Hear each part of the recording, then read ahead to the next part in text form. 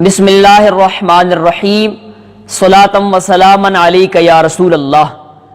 मुफ्ती अनीफ कुरैशी साहब का बयान अली का पहला नंबर, उसकी तरदीद के आपने दो हिस्से समाअत फरमाए। आज गुफ्तगू का तीसरा हिस्सा आपके गोश गुजार किया जा रहा है। हिस्सा अव्वल में मुफ्ती साहब के दो दावों को हमने बातिल किया। पहला उनका दावा था कि अगर कोई बंदा मुतलकन कहता है अली का पहला नंबर तो ये कहना जायज़ है। हमने आला हज़रत अलैहि रहमा का ये रिसाला 10 अकीदे, इससे ये बात पेश की कि अफजलियत मुतलका, फजल मुतलक कुल्ली, इस तरह के अल्फाज आला हज़रत अलैहि रहमा ने और दीगर अकाबिर ने सैयदना अबू बकर उमर रज़ियल्लाहु ताला अन्हुमा के लिए इस्तेमाल फरमाए। दूसरे नंबर पर मुफ्ती साहब ने जो राफजी की तारीफ की, उसमें मुफ्ती साहब ने गलती से काम लिया कि जब आप दूसरों को ना मानकर मौलाए कायनात को खिलाफत के हवाले से बाकियों के ऊपर आप अटैक करें और खिलाफत राशिदा का इनकार करें और फिर आप मौलाए कायनात के हवाले से बात करें, तो ये कि अगर कोई बंदा खुलफाए सलासा पर अटैक करता है और उनकी खिलाफत का इनकार करता है तब वो राफजी बनेगा। इसके अलावा अगर कोई मुतलकन कहता है तो वो राफजी नहीं। हमने मजमुउल अनहुर से हवाला पेश किया। इसके अलावा मजीद हवाला जात राफजी की तारीफ में समाअत फरमाइए। इस वक्त फतावा आलमगीरिया आपके सामने है, इसकी जिल्द नंबर 2 सफ़ा नंबर 286 फरमाते हैं अर्राफदिय्यु इज़ा कान यसुब्बु शेखैन व यलअनुहुमा व ला यादु बिल्लाहि तआला फहुव काफिरुन, कि राफजी अगर सब्बे शेखैन और माअज़ल्लाह उन पर लानत करता है तो वो काफिर होगा। व इन कान युफद्दिलु अलियन, यहां पर काना की ज़मीर मुफ्ती साहिब राफजी की तरफ लौट रही है। अगर वो राफजी तफजील अली का कायल है तो फरमाते हैं ला यकूनु काफिरन इल्ला अन्नहु मुब्तदिउन, काफिर तो नहीं होगा लेकिन बिदती जरूर होगा। तो इससे साबित हो गया कि तफजील अली का कायल राफजी भी होता है, बिदती भी होता है। मुफ्ती साहब ये कोई कमजोर हवाला नहीं, 500 उलमाए हिंद का फतवा है। अब उसके बाद बड़ा खूबसूरत हवाला इसी राफजी की तारीफ में, और मैं समझता हूं कि गिलानी सादात अगर इस हवाला की तरफ तवज्जो फरमाएं तो उनके लिए ये काफी शाफी होगा और उनकी हिदायत का बायस बनेगा। तो हम गिलानी सादात को अपने आइम्मा में शुमार करते हैं, लेकिन कब? जब वो सिराते मुस्तकीम पर कायम रहें, जब वो अकीदा अहले सुन्नत व जमात पर कारबंद रहें। और अगर कोई इमाम हट जाए, कोई इमाम भूल जाए तो पीछे मुक्तदी का काम है उसको लुकमा देना। लुकमा देना लाजिम होता है। जिस तरह के अब रमज़ानुल मुबारक में तरावी में इमाम भूलता है तो सामे का काम है वो लुकमा देगा। तो इस तरह ना सामे बेअदब होगा ना उसकी नमाज टूटेगी। ऐसे ही हम अदब की सूरत में हाथ बांधे हुए और दस्त बस्ता गिलानी सादात से अर्ज करते हैं कि खुदा के बंदो, ये है फतावा मेरिया। हुजूर ताजदार गोलड़ा ने क्या फरमाया, सफ़ा नंबर 245, और इस मकाम पर आपने वही हवाला तमहीद अबू शकूर सालमी वाला नकल किया कि जहां पर उन्होंने लिखा कि रवाफिज की 2 तरह की बातें हैं, एक वो है जो कुफर बनती हैं और एक वो है जो कुफर नहीं लेकिन बिदअत बनती हैं।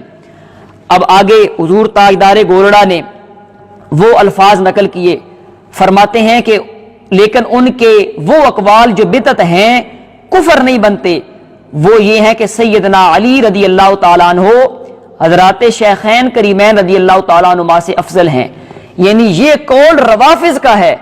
यहां पर भी इस कौल के कायलीन को राफजी कहा गया कि वो राफजी है लेकिन काफिर नहीं बनेगा, बिदती बनेगा। इसके बाद हम मजीद जो वजूद थी उनको अर्ज करते हैं। मुफ्ती साहिब राबिअन, हम आपकी तौजीह को इस लिहाज से भी बातिल करते हैं कि आपने जो कायदा एक बयान किया और उस कायदे में आपने कहा अली दम दे अंदर अली दा पहला नंबर, क्या कहते हैं, अली दम दे अंदर अली दा पहला नंबर। मैं सुन रहा था रात को कि एक अल्लामा साहब इसके ऊपर शोटिंग और इसके ऊपर जनाब बड़े वो कमेंट्स कर रहे हैं कि ये राफियों का नारा है अली दा पहला नंबर, ये फलाने का नारा है, ये फलाने का नारा। मैं थोड़ा सोच में पड़ गया कि मुफ्ती जब फतवा देता है तो वो मसले की हमाचियत, हैसियत को डिस्कस करता है, यानी वो रीजन बताता है कि ये मैं फतवा क्यों दे रहा हूं। अब सवाल ये है कि अली को पहला नंबर कहने वाले ने आगे रीजन नहीं बताई कि मैं अली को पहला नंबर क्यों दे रहा हूं और किस वजह से दे रहा हूं, और सिर्फ इतना कहने पे कि अली में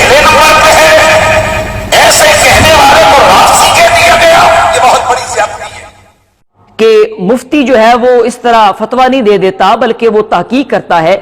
ہم عرض کرتے ہیں کہ مفتی صاحب فقہ میں، اصول فقہ میں یہ بھی لکھا ہوا ہے کہ بعض مقامات پر نیت کا اعتبار نہیں ہوتا، اور وہ مقامات کون سے ہیں ابھی ہم آپ کے سامنے کتب فقہ سے پیش کرتے ہیں. یہ ہے کنز الدقائق، صفحہ نمبر 39 پر فرماتے الصریح کانت طالق و مطلقہ وطلقتک. یہ اگر کوئی بندہ کہتا ہے، فرماتے ہیں وَاتَّقَ إِنَّ وَالْأَكْثَرَ أَوِ الْإِبَانَ أَوْ لَمْ يَنْوِ شَيْئًا، کہ یہ لفظ بول کر کچھ بھی اس کی نیت نہ ہو تو ایک طلاق رجی یہ واقع ہو جائے گی. ایسے ہی نیت بعض مقامات پر جو ہے وہ معتبر نہیں ہوتی.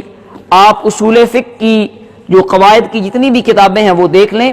یہ مجموعہ قواعد فقہ صفحہ نمبر 133 قاعدہ کیا بیان کرتے ہیں، نیت الاقامت فی غیر موضع الاقامت حضر، کہ مقیم ایک بندہ بننا چاہتا ہے اور وہ ایسی جگہ پر اقامت کی نیت کر رہا ہے جو موضع اقامت بنتی نہیں. حاشیے میں وہ مثال لکھی ہے کہ ایک کشتی ہے جو نہر کے کنارے بندھی ہوئی بھی نہیں، تو وہاں پر اس کشتی میں اگر کوئی بندہ 15 دن اقامت کی نیت کر لیتا ہے تو فرماتے ہیں لا یکون مقیمن، وہ مقیم نہیں ہوگا. اور تیسرے نمبر پر مفتی صاحب یہ بڑی واضح مثال موجود ہے بہار شریعت طلاق کے بیان میں، جہاں پر سری کا بیان ہے وہاں پر مسئلہ نمبر 2 یہ لکھا ہے کہ اگر کوئی بندہ حروف کو بدل کر کہتا ہے طلاق یا کہتا ہے طلاق تا سے، یا آخر میں کھے جو ہے اردو والی 2 آنکھوں والی طلاق یہ کہہ دیتا ہے، یا غین سے طلاق کہہ دیتا ہے، مختلف الفاظ لکھ کر اور طلاق کی نیت بھی نہیں کرتا. مفتی صاحب ان مثالوں کی طرف توجہ فرمائیں. تو یہ اتنی حساس چیزیں ہیں اور اتنی سری چیزیں ہیں کہ اس کی نیت نہ بھی ہو، حروف بھی مختلف ہوں اور وہ یہ الفاظ بولے تو بیوی کو طلاق واقع ہو جائے گی.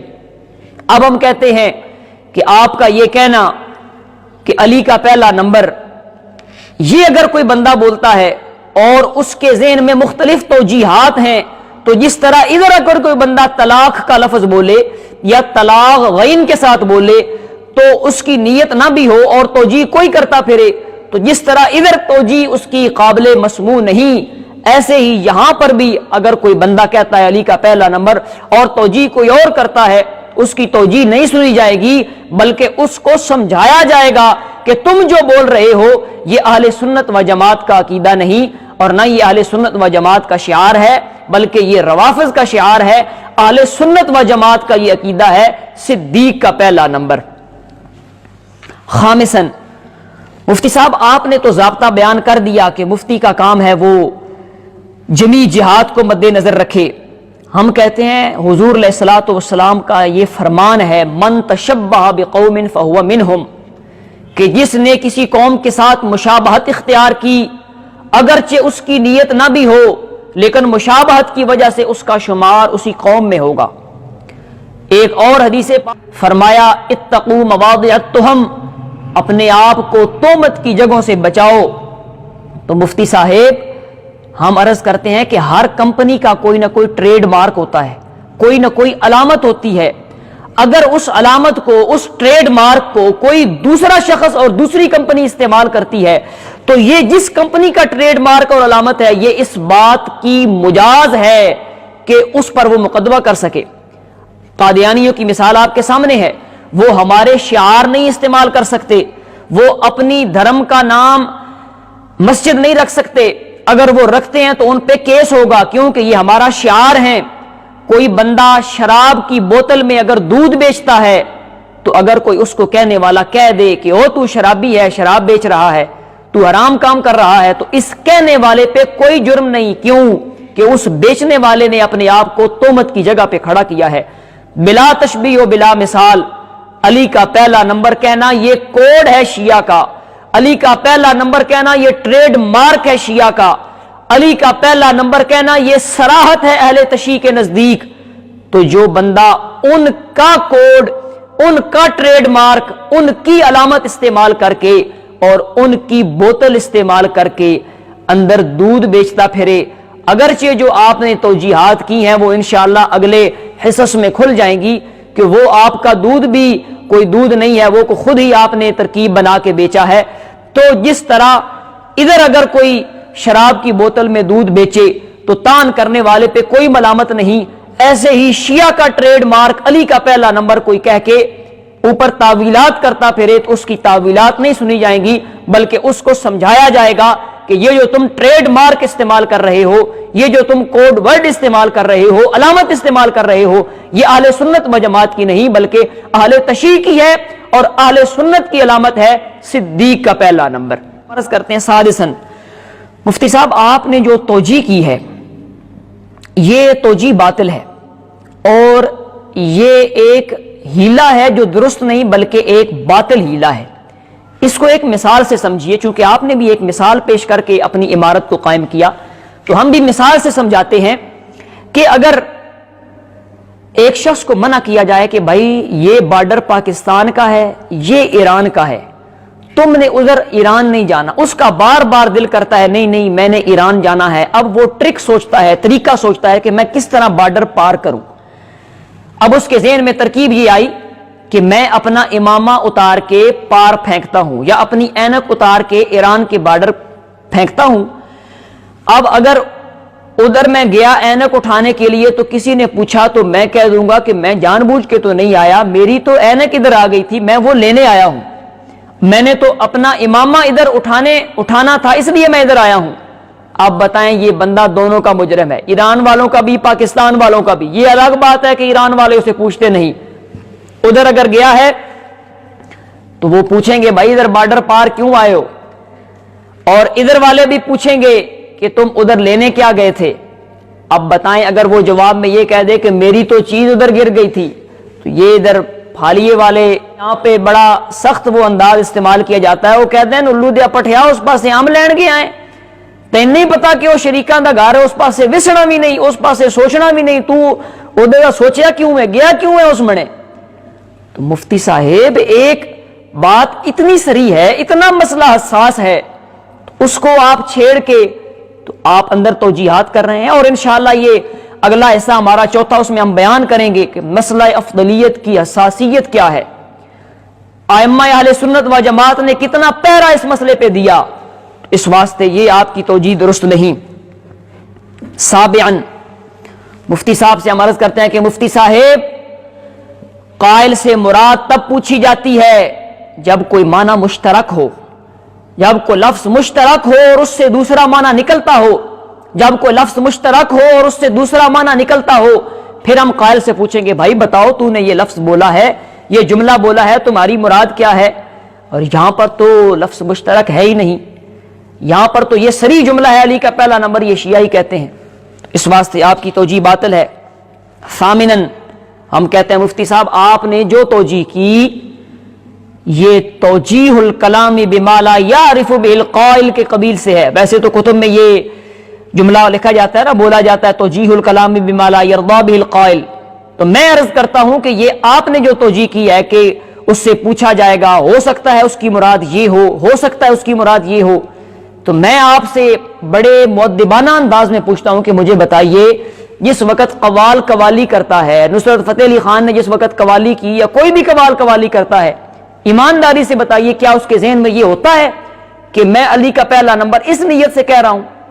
او قوال میرا سی ہیں, انہاں تے نہیں وضو کرن دا پتا, انہاں تے نہیں وڈے ہاتھ دھون دا پتا, ان کو تو پیسے دے کے آپ کسی کی شان میں کلام پڑھا لیں, ان کی بلا سے ان کو تو مال چاہیے. کتنی بار ہم دیکھتے ہیں کہ منقبت حضور غوث پاک کی شان میں ہوتی ہے, اور وہ سامنے والا جو پیر جو فاسق مولن پیر ہوتا ہے اس پہ وہ فٹ کر دیتے ہیں, تو وہ تو قوال ہیں. تو جس طبقے کی آپ وکالت کر رہے ہیں ان کو تو یہ وکالت والے دلائل پتہ ہی نہیں ہے, تو پھر فائدہ کیا نکلا آپ کی گفتگو کا.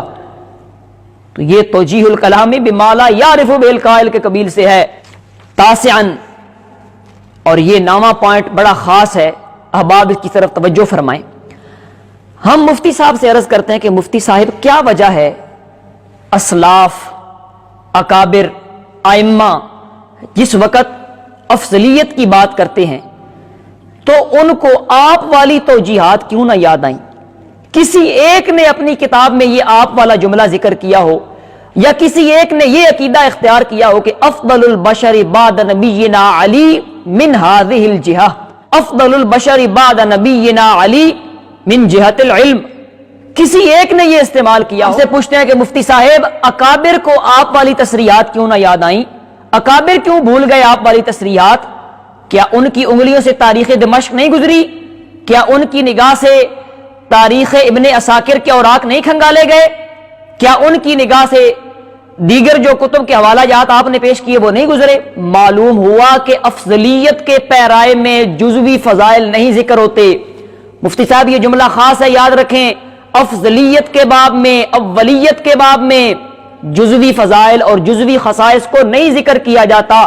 یہی وجہ ہے کہ علماء نے لکھ دیا کہ جس وقت افضل الصحابہ بولا جائے تو مطلقاً جس ہستی کا نام آتا ہے وہ سیدنا صدیق اکبر رضی اللہ تعالیٰ عنہ کی ذات ہے۔ عاشرن، مفتی صاحب یہ تلک عشرۃ کاملہ، 10واں اور آخری پوائنٹ ہے کہ اگر آپ نے خصائص علی پر بات کرنی تھی، مولا مرتضیٰ کے خصائص کو بیان کرنا تھا کرم اللہ تعالی وجہہ الکریم، تو آپ اپنی گفتگو کا عنوان رکھتے خصائص مولا مرتضیٰ، عنوان رکھتے فضائل مولا علی، اوپر آپ نے عنوان اہل تشیع کا دے دیا علی کا پہلا نمبر، اور اندر جو توجیحات پیش کر رہے ہیں اگر ان توجیحات میں سے ایک توجیح بھی آپ کی درست نہیں، انشاءاللہ آگے ان کا بیان آ رہا ہے، لیکن آپ نے مولا مرتضیٰ کے فضائل ہی بیان کرنے تھے تو اوپر کم از کم عنوان تو وہ دیتے جو اہل سنت و جماعت والا ہے۔ یہ تفضیلیہ کا انداز ہے کہ وہ مسئلہ افضلیت کو ڈائریکٹ نہیں نشانہ بنائیں گے، بلکہ اس طرح تشکیکات پیدا کر کے ہر ایک کی جو جزوی فضیلت بیان ہوئی ہے وہ عوام کے سامنے پیش کر کے عوام کو شش و پنج میں ڈال کے چھوڑ دیں گے کہ جس کی جو مرضی چاہے وہ بیان کرتا پھر۔ اب میں مفتی صاحب سے پوچھتا ہوں کہ اگر کوئی کل بندہ اپنی تقریر کا یہ عنوان رکھتا ہے کہ معاذ کا پہلا نمبر، اور اس پہ وہ دلائل دینا شروع کر دے اور اس کی مراد یہ ہو کہ میری مراد عالم بالحلال والحرام ہے، تو بتائیں پھر یہ مسئلہ افضلیت کدھر جائے گا؟ ایک بندہ دوسرا اٹھتا ہے وہ کہتا ہے زید کا پہلا نمبر، بھائی کیوں؟ یہ اس لیے کہ ان کا قرآن میں نام آیا اور کسی صحابی کا نام نہیں ہے۔ تو جس ڈگر پہ آپ چل رہے ہیں آخر ہمیں کوئی حوالہ تو دیں کہ اکابر میں سے کس نے اس انداز میں اہل بیت کی شان بیان کی ہے، سوائے اہل تشیع کے آپ کو کوئی نہیں ملے گا۔ اگر کل کوئی بندہ اٹھتا ہے وہ کہتا ہے عباس کا پہلا نمبر، مراد کیا ہے؟ مراد یہ ہے جی ان کو حضور علیہ الصلوۃ والسلام نے حبر الامہ اور مفسر قرآن فرمایا۔ تو اس طرح تو مسئلہ افضلیت سارا دڑام گر جائے گا۔ معلوم ہوا جزوی فضائل اور ہیں، جزوی فضائل کے لبادے میں افضلیت کو نہیں بیان کیا جاتا، جزوی فضائل کا لبادہ اوڑھ کر افضلیت کو ظاہر نہیں کیا جاتا، اور نہ ہی افضلیت کے پیرائے میں جزوی خصائص کو بیان کیا جاتا ہے۔ اگلے حصہ میں ہم بیان کریں گے کہ مسئلہ افضلیت کی حساسیت کیا ہے، ائمہ نے کتنا پہرا دیا اس مسلک پر، اور مفتی صاحب نے جو رافضی کی تعریف کی وہ کس قدر باطل ہے۔ انشاءاللہ یہ حصہ نمبر 4 میں بیان ہوگا۔ رب ذوالجلال ہمیں عقیدہ اہل سنت و جماعت پر قائم دائم رہنے کی اور مفتی صاحب کو اپنے موقف سے رجوع کرنے کی توفیق عطا فرمائے۔ آخر دعوانا ان الحمدللہ رب